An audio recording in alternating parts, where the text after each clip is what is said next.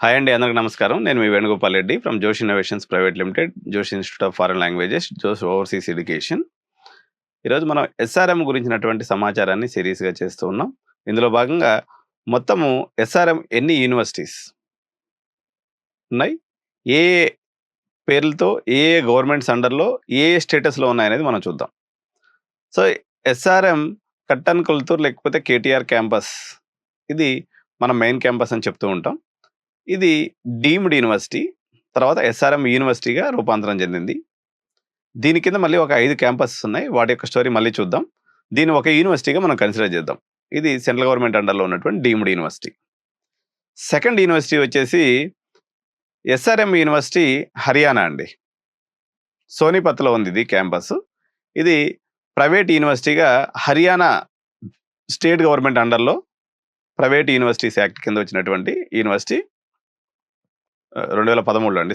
దాని తర్వాత SRM university Sikkim, ఇది 2014లో రావడం జరిగింది.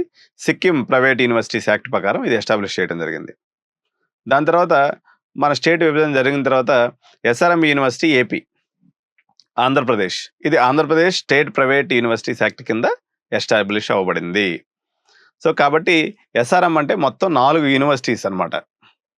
ఒకటి తమిళనాడులో ఉంది, డీమ్డ్ యూనివర్సిటీగా ఉంది. రెండో యూనివర్సిటీ హర్యానా రాష్ట్రంలో ఉంది, Delhi NCR, SRM university Sonipat అని కూడా దీన్ని అంటారు. మూడో university Sikkim university, SRM university Sikkim, ఇది సిక్కిం ప్రైవేట్ యూనివర్సిటీస్లో భాగంగా ఉంది. అదేవిధంగా fourth university SRM university AP, ఆంధ్రప్రదేశ్గా ఉంది. ఇది క్లారిటీ కదండి.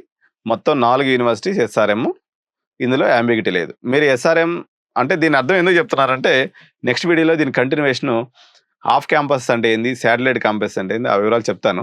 సో ఇప్పుడు ఎస్ఆర్ఎం యూనివర్సిటీ ఏపీలో చదివింది అనుకోండి, మీ సర్టిఫికేట్ మీద ఏమొస్తుంది? SRM university AP, AP private universities act ప్రకారంగా మీకు దాని మీద ఆ డిస్క్రిప్షన్ వచ్చేసి కింద మీరు మీ యొక్క సర్టిఫికేట్ అనేది రావడం జరుగుతుంది.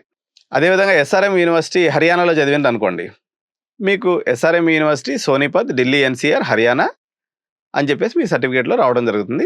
టెక్నికల్గా చూసినప్పుడు ఎస్ఆర్ఎం యూనివర్సిటీ హర్యానాకి, ఎస్ఆర్ఎం యూనివర్సిటీ సిక్కింకి, ఎస్ఆర్ఎం యూనివర్సిటీ ఏపీకి టెక్నికల్గా మొత్తం ఒకటే గ్రూపు, కానీ టెక్నికల్గా వీరికి ఒకదానికి సంబంధం ఉండదు.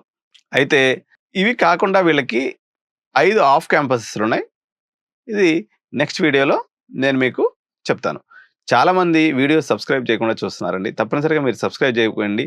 ఈ ఎస్ఆర్ఎం సిరీస్లో మీకు ఒక అద్భుతమైనటువంటి ఒక ఆఫర్తో మేము ముందుకు వస్తున్నాను అనమాట. అందుకనే ఎస్ఆర్ఎం సిరీస్ మన తెలుగు పిల్లలకు ఉపయోగపడేటువంటి చాలా అద్భుతమైనటువంటి ఆఫర్స్ ఇందులో ఉన్నాయి.